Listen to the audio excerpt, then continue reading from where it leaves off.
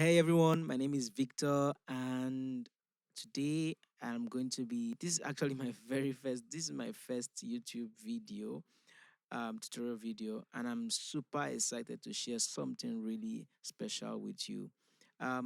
If you've ever wondered how to get that rich, anointed sound like Pastor Nathaniel Bassey, you are in the right spot. Today, I'm going to show you how I get that vibe, how I get that sound. You know that Nathaniel Bassey sound when you hear it, you know that flavor, how I get it, and just the idea of this video is not to make anything perfect, create any perfect production. No, the idea is just to give us a clue of what sounds you could use and an approach you could take. So I already went out and created the intro, right, and laid down everything, at least the basic things I'll need to have, and then what I'm just going to be doing is showing you the sounds that I'm using now. So I'm going to play the sound, then I'm going to go in and then break down what and what I used and what I did to get the sound.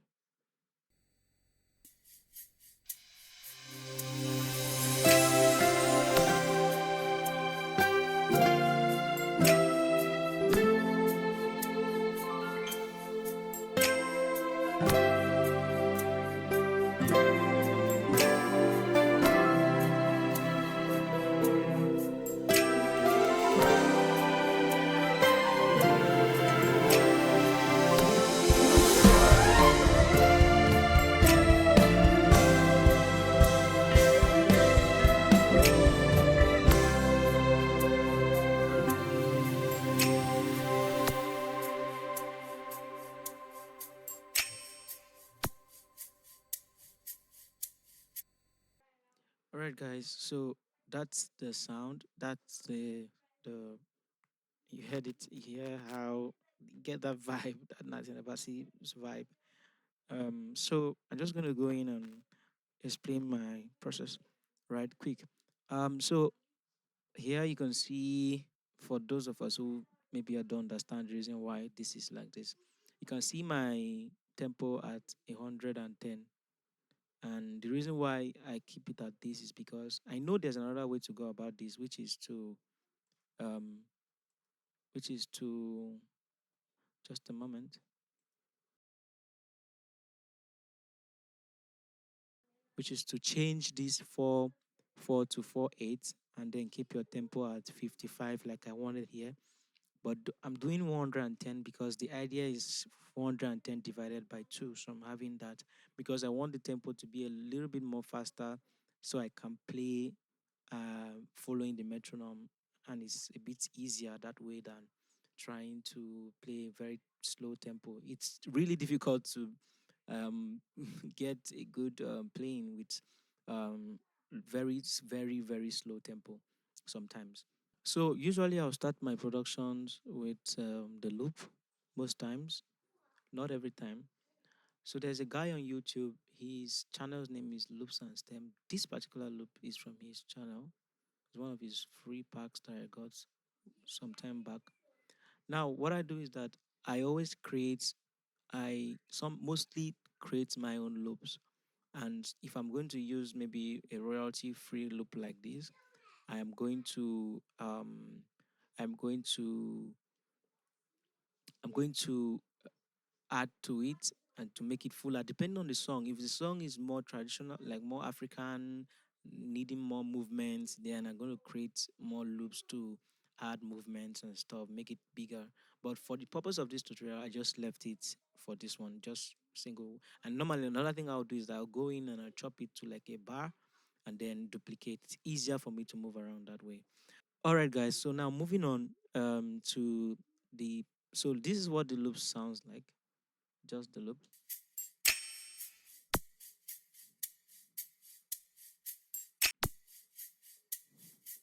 So that's what the loop sounds like. Now, the pianos. So what I did was I started with this EP sound.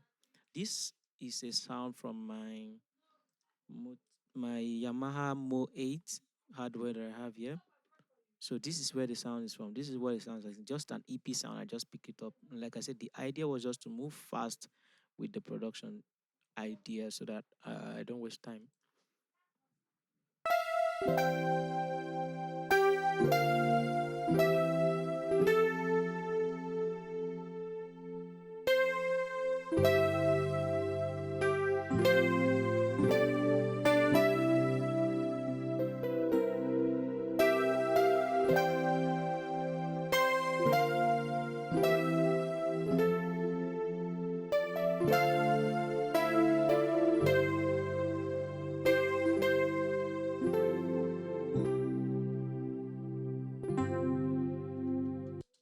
All right, so guys, that's what it sounds like. Okay. Now I then layered it up with this piano just to add a bit of melodic movement. This is keys from, let me see, from Tritone Extreme. This is from Tritone Extreme, the grand concert, right? So playing it together, this is what it sounds like.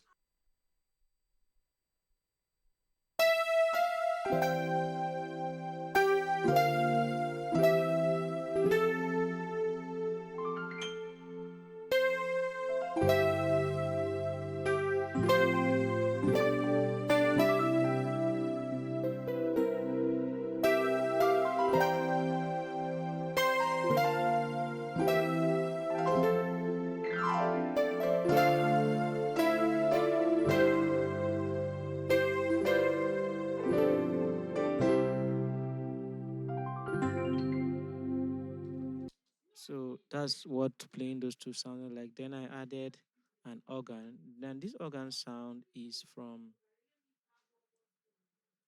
now this organ sound is from, this organ sound is from Contact. It's called, I think it's Vintage. Uh, what's the Vintage Organs? Yeah, that's the name. So then I added the organs. The organs just to, you know, I'm going to emphasize some melodic lines that are already there.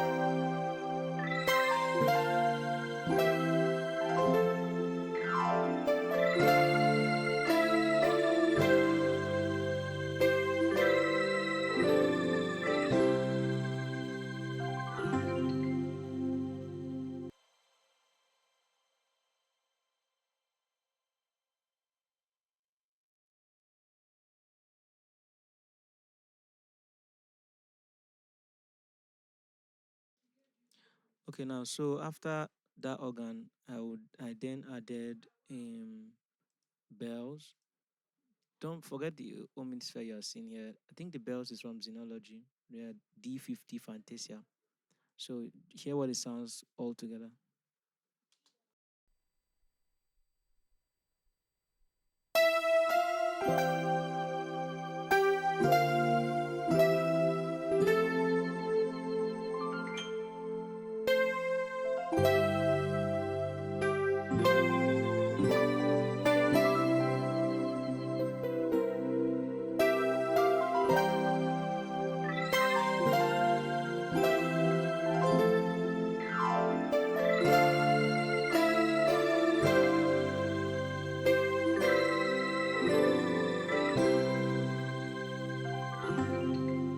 Right, guys, we are gradually getting there. Right, this is what it sounds like. Um, the bells really not doing so much. This part is normally sometimes I wouldn't even add a part to maybe a track like this sometimes. But I needed to just add something that would hold the entire thing together, sort of underground. Now this part is a part from the Mo 8 hardware. Um, It's called background pad, I think. So altogether, this is what it sounds like.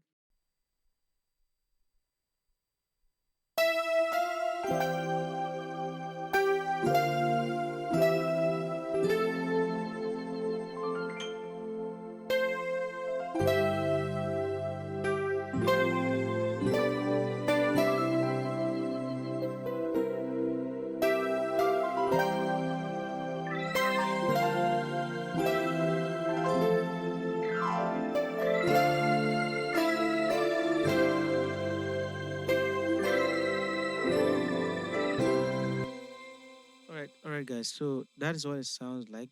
Now, then I added I so now, guys, the, I want to show you something. There's this cool trick I learned from um a very amazing brother, Minister Stefade, right? He I saw him do this once, and I literally started doing it in almost all my productions. There's this nylon guitar that so funny thing is that I saw him use it for the first time I ever saw this guitar. The interface is quite messed up. So nice Ilya Efimov nylon guitar, right? This is what it sounds like on its own.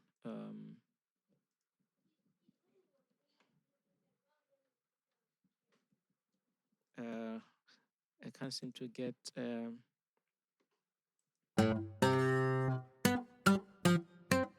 my MIDI controller not working. So, but that's what it sounds like. Now, listen, when I play it with the sound, I'm going to mute the other things and just leave the keys. Now, when I play the guitar with the keys, you see what it sounds like.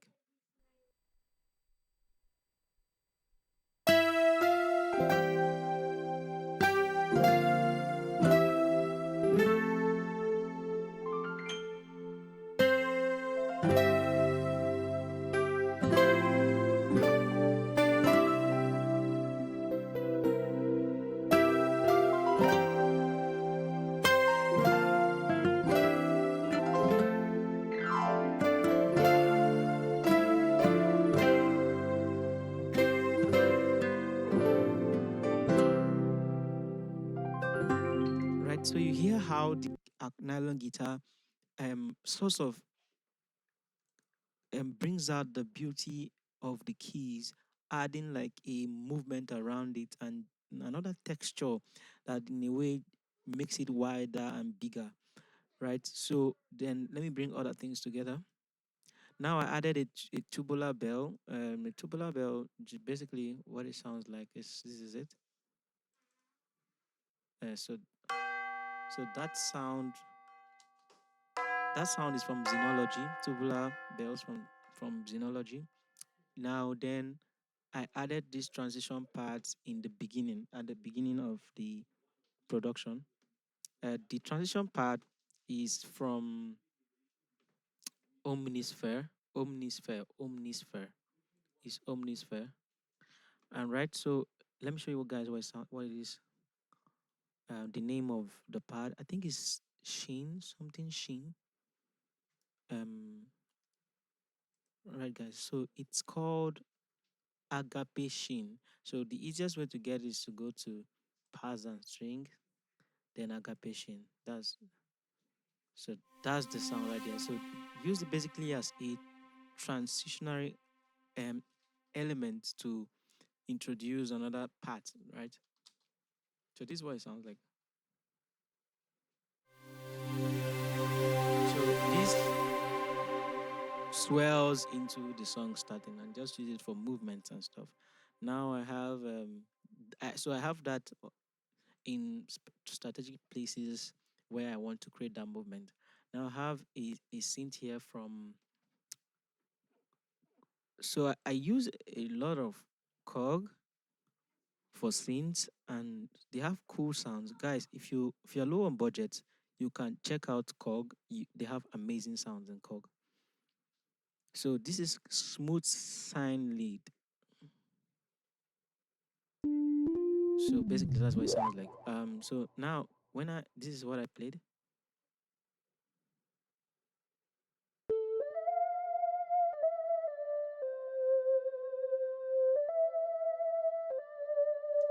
So now when you add that to everything here,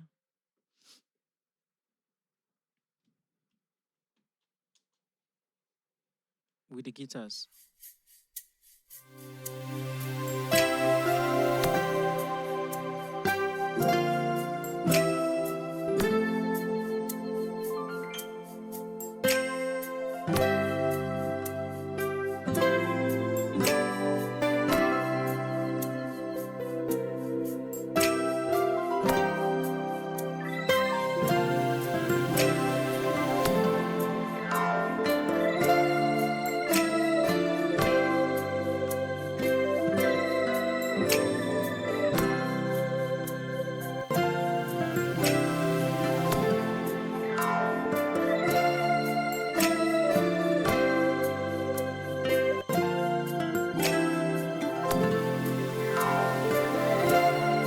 I think this is better there. So now also sometimes contacts are a little bit loud. So I'm gonna drop this like let's say let's do here 2.5 dB. Right. Now the idea, I'm not even trying to mix at all. So now strings, very crucial part of getting this type of sound. You have to be intentional with your strings. Now, I write my strings mostly in parts. So first of all, I have a violin. The strings are from uh, performance samples, violins, performance sample. So this is Vista. I'm using the violins from Vista. Vista, if you know your strings library very well, Vista is a very emotional sounding strings. You can hear the emotions as you play it. Then use that. Then another strings, I just copied and pasted what I played, and then I used Pacific ensemble strings from same performance sample. Then viola, I used Vista, right? Then cellos, I think are still Vista. Yeah, Vista. So you could check them out if you've never used them before. They're very cool sounding strings, and I think they work for me. I used to have studio strings, cinematic studio strings, but I had an issue with the delay. I'm not just a fan of that delay, right? Delay when you play it, but they are nice sounding strings. Then in the string section, I have these strings runs, library colors, adaptive runs. Guys, check it out. You get it from Project Sam. Very cool. Maybe on another video, I'll just dive in and show you what you could use them for. All right, so let me play these strings alone. Sorry, guys.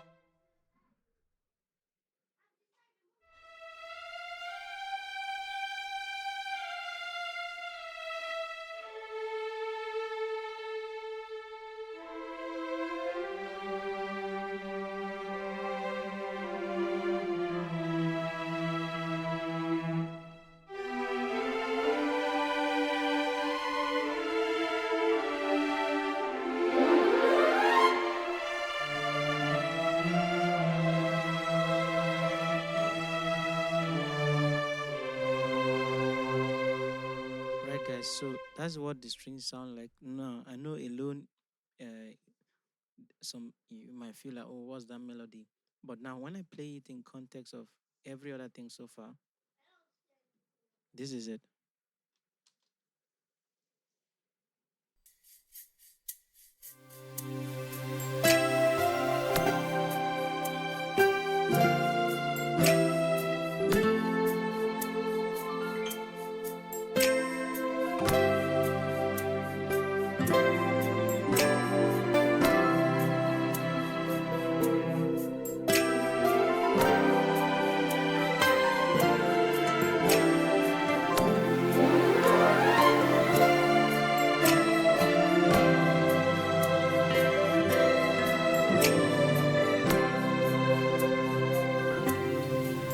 Right, guys. So that is really coming out very Now, another thing that like really advise you to play around with if you are trying to improve your productions, try to use a lot of effects. When I mean effects, I mean use transitional effects to create movement around your productions. Now, these are Kashmir's. I love Kashmir's libraries. These are chimes, impacts, and transitional symbols. This is what it sounds like. Then around here, this is what it sounds like.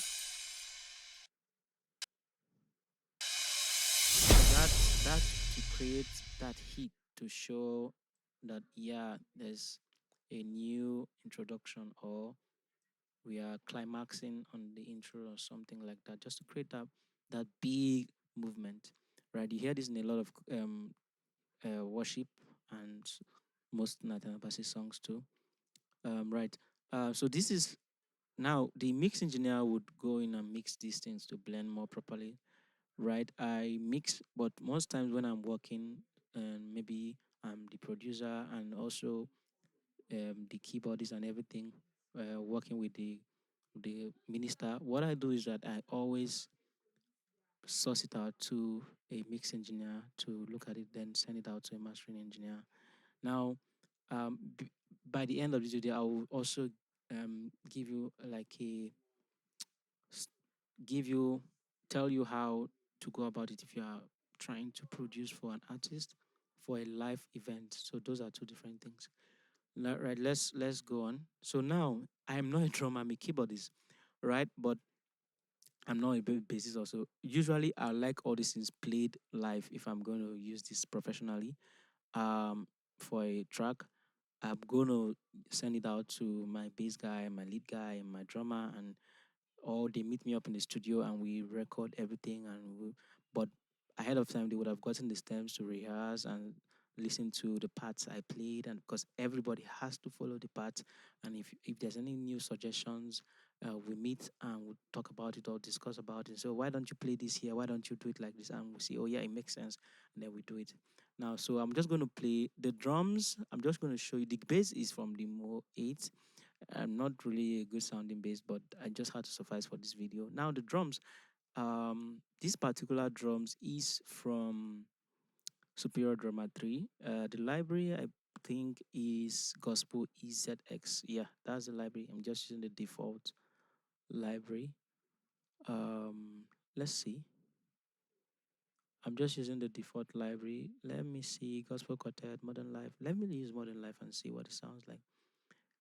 Um, So they are good sounding kits, guys. Check them out. It'll help your production. So now I'm going to play everything one more time, and then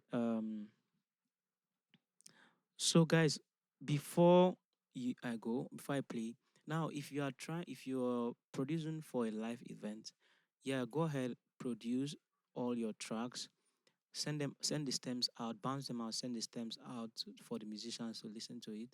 Let them score it, right?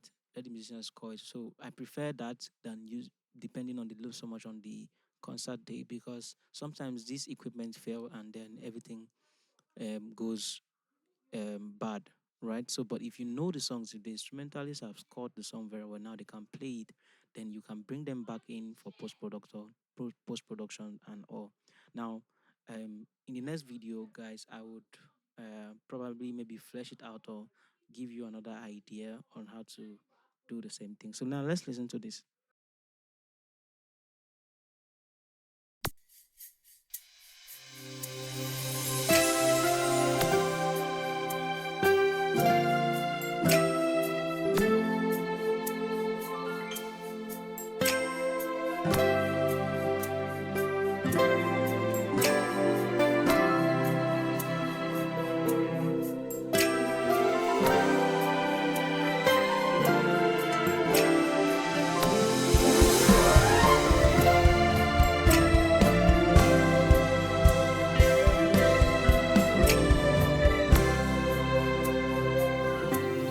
All right, guys. So, like I said, the idea is not to mix. Or I know around where the bass sounded a bit not very clean, right?